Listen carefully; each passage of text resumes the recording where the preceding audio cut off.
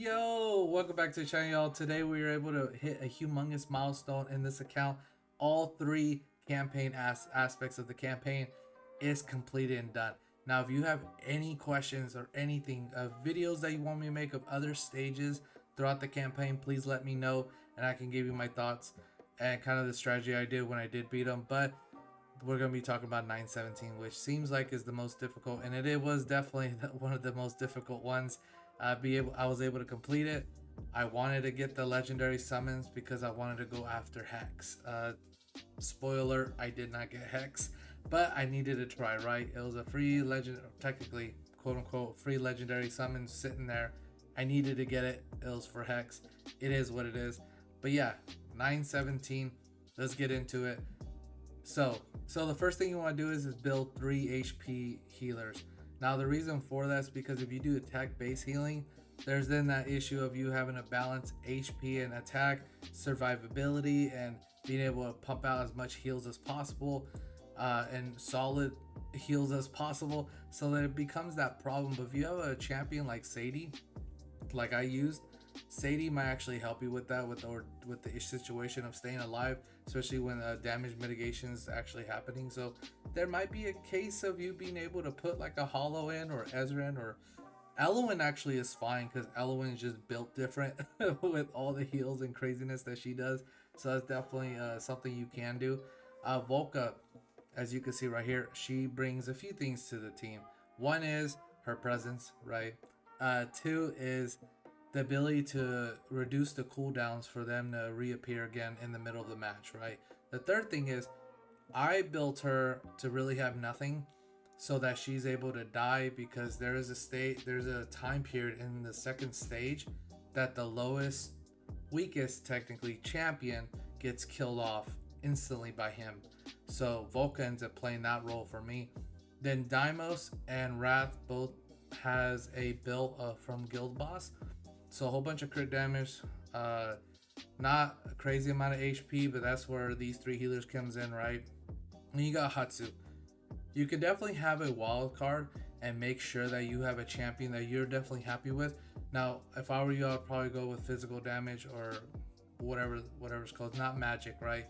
Just because of the high resistance and magic for the boss, right? So that's where Hatsu comes in, especially the really quick ultimate that you can definitely have from her.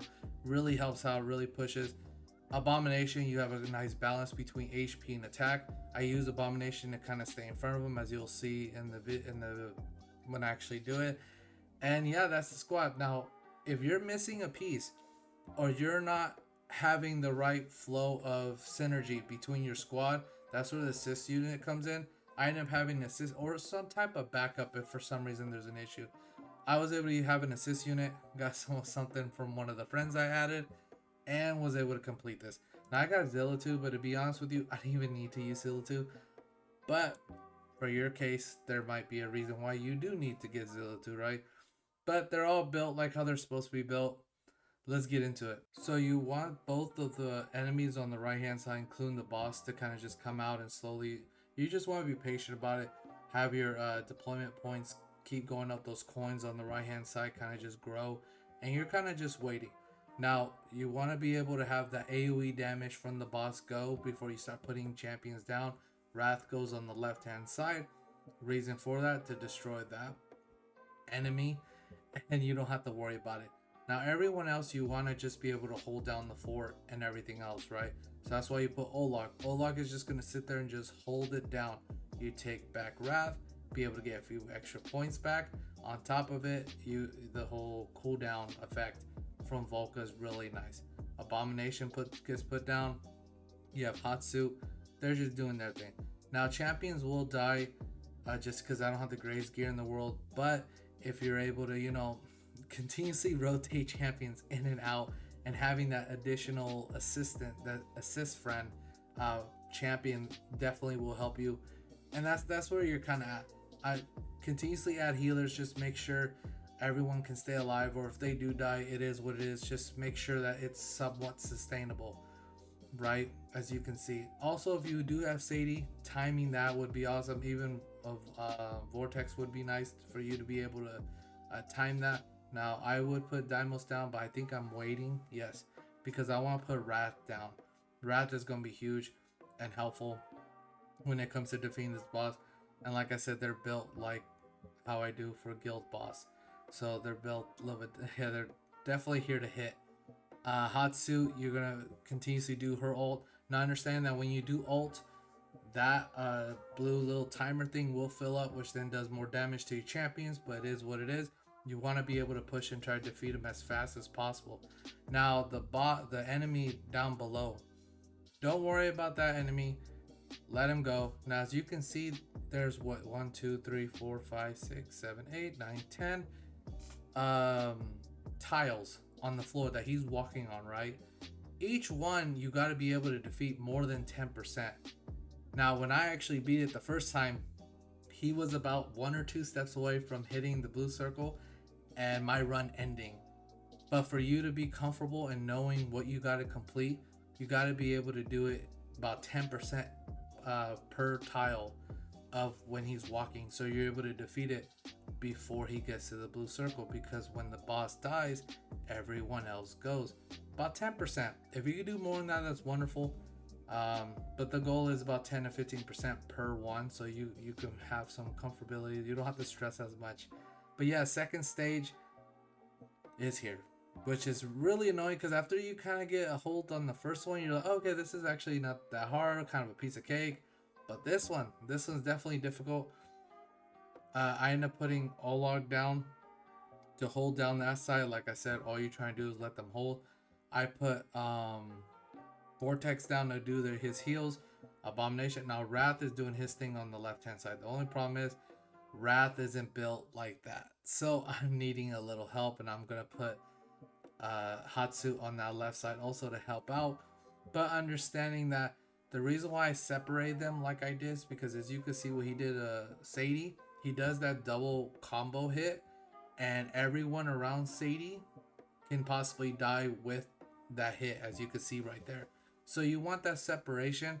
So a hollow will definitely be helpful, but like I said, because the way she's built is a little weird, because of attack based and everything else. I put Volca down on the bottom right. It's because after the boss gets to that part and that timer goes on above his head, he's going to attack, I think, the lowest HP or lowest BP champion in the whole entire arena, the entire court. So when you put Volca down, she's able to take that hit and automatically die, and you're golden, right? And from there, you kind of just doing your thing, replacing attack fighters if you need to. Just continuously just put as much damage as possible. I'm gonna take my time and put Baron down when the oh my gosh, the enemy gets close enough, which will be right here. Madan gets put down, and after that, I'm just slowly doing my thing.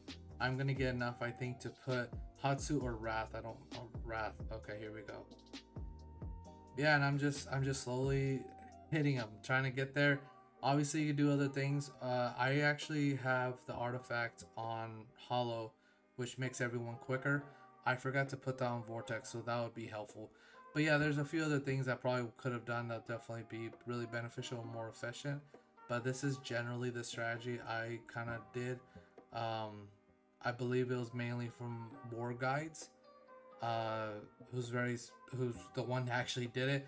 Mine is very similar to that, except it's a little different in the sense of you're trying to just survive. Yeah. But yeah, you're just holding it down, and then from there, we're gonna be going into stage 3.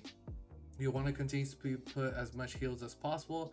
If a champion dies, it is what it is, and you just gotta keep putting another fighter, another champion down. Just at the end of the day, the healers needs to be okay. Especially in this section of stage 2, the healers and Abomination needs to be okay. Now everyone gets picked up, and same situation, they all get revived instantly. Actually, now he gets a shield, I believe. So that's when you're right. Now you start putting all your fighters down, all the DPS champions that you have, just put them down. Exactly. And the reason that I didn't put anyone else, like the defenders, is because now I gotta defeat the rest of the mobs. So I'm gonna start putting down the defenders. so they're able to start blocking. We can slowly start destroying the rest of the enemies to complete this and finish this up. Now he's done. Now we can start calling them back because we want these fighters to be able to help us destroy the rest of the enemies to complete this and be done. Baron goes down. Yeah, this is when I decided to do this instead. Right. Sadie goes down, and then Madan goes down, and Hatsu goes down. Yeah, I'm trying to figure out how I want to do this.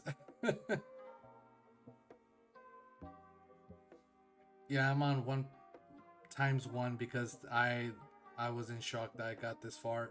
But yeah, we're gonna speed this up. And as you can see, I used the defenders to slowly knock out the rest of the enemies, and kind of do the thing. And we were able to finally complete this, which was awesome.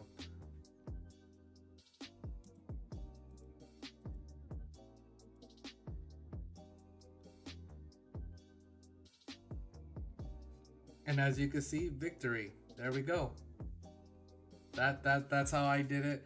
It wasn't perfect, it wasn't clean, but hopefully you could use somewhat the same strategy, same mindset of just making sure you're able to complete it and make sure you're able to do your thing to be able to get that legendary summon for that wonderful 10 times event, or that wonderful buy one get one, pull one get one free pogo event, or whatever in the future when you do end up coming across this, right? Because these resources are definitely very helpful, especially too when they at least right now they're announcing they are going to be continuing the campaign. So for you to be able to complete this and be ready for the next sets of campaigns is going to be really exciting. But yeah, get those resources, get that free stuff, technically, or grindy stuff. But yeah, appreciate y'all, and I'll talk to you later. Peace.